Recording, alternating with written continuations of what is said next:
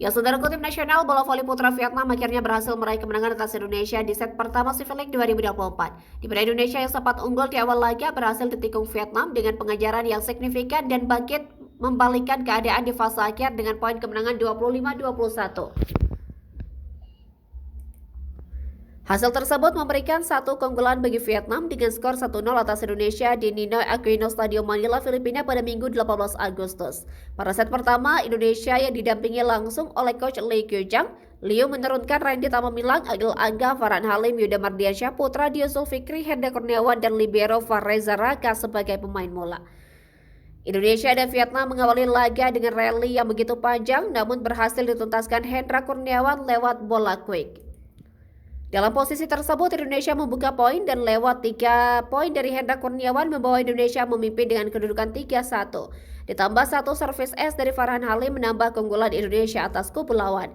Sementara itu Vietnam yang berada dalam posisi mengejar berupaya menghadirkan poin. Kendati demikian, Indonesia yang tampil solid terus menghadirkan poin-poin berharga. Di technical timeout pertama, Indonesia unggul dengan kedudukan 8-5 atas Vietnam. Keunggulan 3 poin ini membuat Farhan Halim DKK tampil dengan kepercayaan diri baik.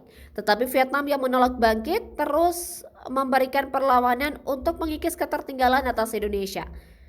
Bola-bola quick yang dilancarkan berhasil membuahkan poin bagi Vietnam yang mulai mendekat, di mana Vietnam hanya butuh 1 poin untuk menyamakan kedudukan atas Indonesia. Namun Indonesia yang tak ingin lengah mendulang 2 poin beruntun untuk menjaga jarak atas kejaran Vietnam. Blok Apik Dio Zulfikri mengantarkan Indonesia memimpin jalannya pertandingan di pertengahan set pertama dengan kedudukan 14-10 atas Vietnam. Vietnam yang mengandalkan quick attack-nya untuk menghadirkan poin dan Vietnam berhasil samakan kedudukan atas Indonesia lewat 4 poin beruntun di angka 15-15.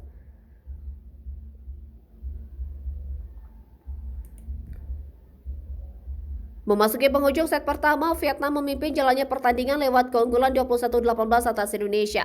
Blok tangguh yang dibangun Vietnam berhasil menambah dominasi mereka dengan keunggulan yang signifikan.